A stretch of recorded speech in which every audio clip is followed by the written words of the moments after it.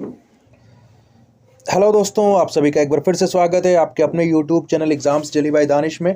और आज मैं एक बार फिर से हाजिर हूं आप तमाम लोगों के लिए एक अति महत्वपूर्ण वीडियो के साथ। और ये जो वीडियो है, आज की जो परीक्षा हुई है, जो परीक्षा कैंसिल हुई है, यूपी टीईटी 2021 जो 28 नवंबर को परीक्षा हुई है, जो कैंसिल हो गई है, उसका जो प्राथमिक स्तर का जो क्वेश्चन पेपर है सीरीज ए, उसके साथ मैं हाजिर हूँ। और इसमें जो है मैं आपको बाल मनोविज्ञान और पर्यावरण अध्ययन के 30-30 मतलब 60 क्वेश्चंस कराऊंगा, वो भी जल्दी जल्दी। ठीक है, चलिए देखते हैं। पहला क्वेश्चन लेते हैं। निम्न में से कौन सा विकास की विशेषता नहीं है? इनमें से कौन सा विकास की विशेषता नहीं है? तो ये जो है आपका अनियंत्रित और स्वतंत्र होना। ठीक है, तो विकास जो अनियंत्रित नहीं होता है, स्वतंत्र भी नहीं होता है। ठीक है, ये अंतर संबंधित होता है। जो अंतर संबंध का सिद्धांत आपने पढ़ा होगा विकास का, उसमें ये चीज दी है। ठीक है, अगला हेरिडिटरी जीनियस नाम की पुस्तक, क्या बात है, गाल्टन। सिंपल सी बात है, उठा के देखिएगा। हेरिडिटरी जीनियस नामक जो पुस्तक के लेखक है वो गाल्टन है। मैंने इसको कराया भी, आप मेरी वीडियोस में देख सकते हो। ठीक है, अगला प्रश्न है, संज्ञानात्मक संप्राप्ति का न्यूनतम स्तर होता है, lowest level of cognitive achievement is, क्या है, नॉलेज, ज्ञान। संज्ञानात्मक संप्राप्ति का जो न्यूनतम स्तर होता है वो ज्ञान होता है। ठीक है, अगला प्रश्न लेते हैं। सूक्ष्म शिक्षण का अंतिम सोपान है फीडबैक।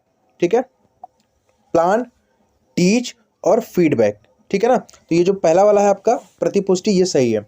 अब देखिए, गिलफोर्ड के अनुसार अपसारी चिंतन में आवश्यक है, तो इसमें जो इन्होंने 4 चीज बताई थी, लेकिन इसमें जो श्रेणी प्रवाह, विचार प्रवाह जो है, ये जो आपका बिल्कुल सही है इसमें। ठीक है, मस्तिष्क उद्दीलन विधि के प्रतिपादक कौन थे? तो मस्तिष्क उद्दीलन की बात अगर करेंगे, ब्रेनस्टॉर्मिंग मेथड की बात आप करेंगे, तो ऑसबॉर्न है। ठीक है, बिल्कुल डायरेक्ट क्वेश्चन हैं ये सब। ठीक है, अगला प्रश्न है, प्रासंगिक अंतर्बोध परीक्षण, क्या बात है, क्या बात है। थीमेटिक एप्रिसेप्शन जो टेस्ट है, ये जो दिया गया था बोथ मॉर्गन और मोरे, तो जो ऑप्शन नंबर 3 है इसका, ये बिल्कुल सही होने वाला है आपका। ठीक है, इस चीज का ध्यान रखिएगा।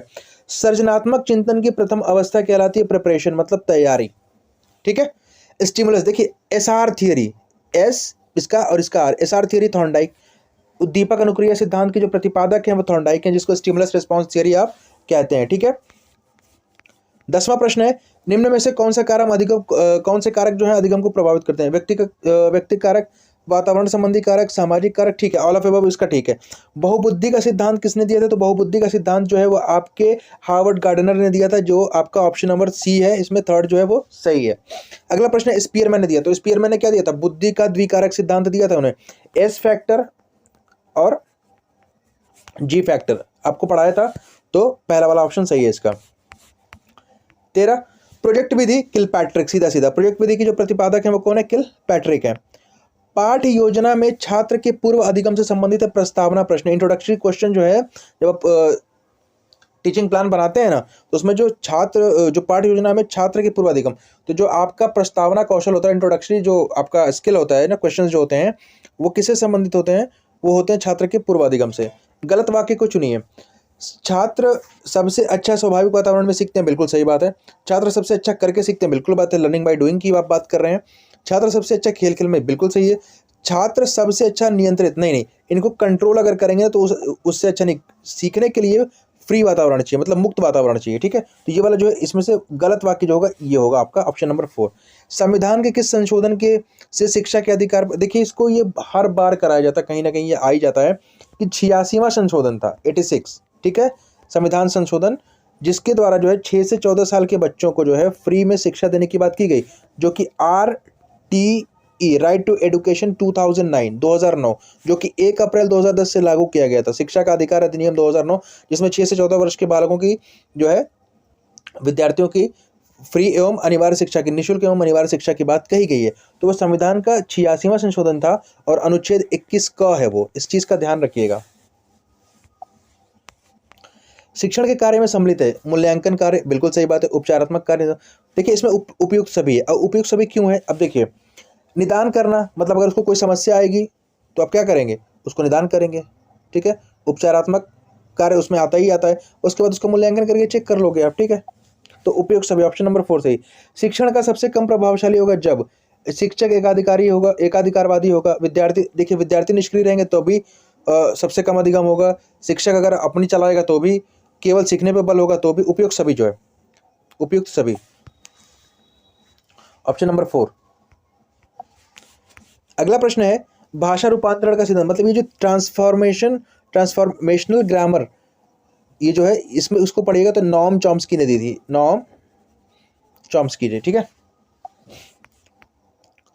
शारीरिक गठन के संदर्भ में कौन सा, देखिए मतलब शारीरिक गठन के हिसाब से जो शरीर की बात कही जाती है उनमें से कौन सा सही नहीं है, तो देखिए मेसोमॉर्फिक जो लोग जिम वगैरह जाते हैं, एक्टोमॉर्फिक, एंडोमॉर्फिक, लेकिन ये एंटागोनिस्टिक जो है इसका मतलब होता है विरोधी, और ये किसी प्रकार की शारीरिक वो मतलब लक्षण नहीं है। निम्न में से अभिप्रेरणा के घटकों की पहचान करें। नीड मतलब आवश्यकता, अंतर्नोद ड्राइव जो होती है, प्रोत्साहन, उपयुक्त सभी, इसमें उपयुक्त सभी है सर, इसमें जो है उपयुक्त सभी है, ये सारी जो है अभिप्रेरणा के स्रोतों में आते हैं, ठीक है। मनोविश्लेषणवाद सिद्धांत के जो देखिए जब भी मनोविश्लेषणात्मक सिद्धांत की बात आ जाएगी वहां पर सिगमंड फ्रायड होंगे, सिगमंड फ्रायड, ऑप्शन नंबर 1 यहाँ पे सही है। डायरेक्ट प्रश्न है, निम्न में से कौन सा स्किनर द्वारा प्रतिपादित अधिगम के सिद्धांत से संबंधित नहीं। अब देखिए आपको बताऊं, पहला अभिक्रमित अनुदेशन उन्होंने कहा है, बिल्कुल है। व्यक्ति निर्धारित अनुदेशन होने चाहिए, ये भी सही है। तीसरा देखिए त्रुटि, जो ट्रायल और एरर थियरी है वो थॉर्नडाइक की है, तो ये वाली जो है ऑप्शन नंबर थर्ड जो है, थर्ड, ये उनका नहीं है, किसका, स्किनर का। विभिन्न योग्यताओं एवं रुचियों वाले विद्यार्थियों हेतु कौन सा मूल्यांकन अधिक उपयोगी होगा।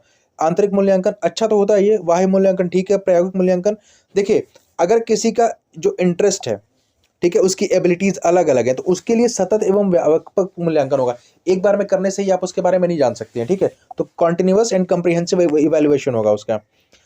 निम्न में से कौन अनुदेशनात्मक उद्देश्य से संबंधित ब्लूम के वर्गीकरण के, देखिए ब्लूम ने 6 चीजें बताई थी, ये जो इस तरह से करके हम ट्रायंगुलर फॉर्म में उनके 6 उसको बताते हैं, उसमें ज्ञान, अवबोध और विश्लेषण तो आपको मिलेगा, ठीक है, 3 और चीजें, लेकिन चरित्र निर्माण उसमें नहीं, उनका हिस्सा नहीं है, ये भावात्मक पक्ष का हिस्सा है, और यहाँ पे संज्ञानात्मक पक्ष की बात की जा रही है, ठीक है ना, इस चीज का ध्यान दीजिएगा। निम्न में से कौन सा शिक्षण का स्तर नहीं है।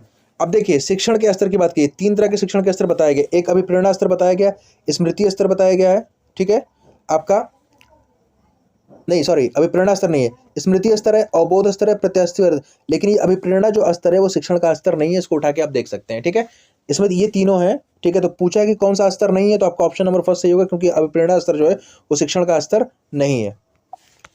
विकास के मनोसामाजिक, देखिए ये जो है इनको जो है जानते हैं, ये मनोसामाजिक जो है ये इसको आप बोलते हैं साइकोसोशल, और एक थियरी थी साइकोसेक्सुअल, जिसको दिया था किसने, फ्रायड ने दिया था, तो ठीक है, तो उनके जो सिगमंड फ्रायड है उनके जो साइकोसेक्सुअल जो थियरी थी, ठीक है, मनोलैंगिक विकास वाली, उससे नाखुश होके, ठीक है, इन्होंने जो है इन्हीं के शिष्य थे, इन्हीं के चेले थे, Erikson, A option number 1, Erikson ने जो है विकास के मनोसामाजिक मतलब साइकोसोशल थियरी की बात कही थी, ठीक है। निम्न में से कौन सा थॉर्नडाइक द्वारा दिया गया अधिगम का मुख्य नियम नहीं, ये मेरा फेवरेट क्वेश्चन था यार। देखिए जो थॉर्नडाइक ने 3 नियम दिए थे सीखने के, law of readiness, law of exercise और लॉ ऑफ इफेक्ट, ये तीनों बिल्कुल सही हैं, लेकिन लॉ ऑफ एटीट्यूड जो है विवृत्ति का नियम, ये उससे संबंधित नहीं है, मुख्य नियम से संबंधित नहीं है, मेन लॉ है उससे संबंधित नहीं है, ठीक है। अगला प्रश्न है, कोहलर तथा कोफका के अनुसार क्या बात है। ये जो है गेस्टाल्ट जो सूझ द्वारा सीखने की जो बात की जाती है, इनसाइट थियरी, ये इससे संबंधित है, कोहलर, कोफका, ठीक है, आपके कुर्ट लेविन, ये सारे लोग किससे संबंधित है, सूझ द्वारा सिद्धांत, ठीक है, सीखे। अब देखिए इसमें जो है सामाजिक निर्माणवाद, क्या क्वेश्चन है, who was the father of social constructivism, तो जो सोशल कंस्ट्रक्टिविज्म की बात की जाए तो वहां पे वाइगोस्की होंगे। सामाजिक निर्माणवाद के जो जनक थे वो कौन थे, वो आपके वाइगोस्की साहब थे। तो ये थे आपके 30 प्रश्न, और पेपर आउट हुआ, इसका बड़ा दुख है, लेकिन आप लोग अपनी आगे की जो तैयारी है वो बिल्कुल जारी रखिएगा, ठीक है, ठीक है। और फिलहाल जो है आपको मैं ये जो है आपको बाल मनोविज्ञान का जो पोर्शन था वो मैंने करा दिया। इसके बाद 30 क्वेश्चन आपको कल मैं और दूंगा, किसके, ये क्वेश्चंस रहेंगे आपके पर्यावरण अध्ययन के, ठीक है, जो कि पेपर आपका आज लीक हुआ था, ये उससे संबंधित है। तो अगर आप मेरे चैनल पर नहीं तो कृपया मेरे चैनल को सब्सक्राइब करें, वीडियोस को लाइक और शेयर करें, और बेल आइकन को भी प्रेस कर दें, ताकि आगे आने वाली जो वीडियोस की नोटिफिकेशन है वो आपको समय से मिलती रहें। और ये वीडियोस जो है लगातार आपको exams study bye Danish YouTube channel के माध्यम से प्रोवाइड कराई जा रही हैं।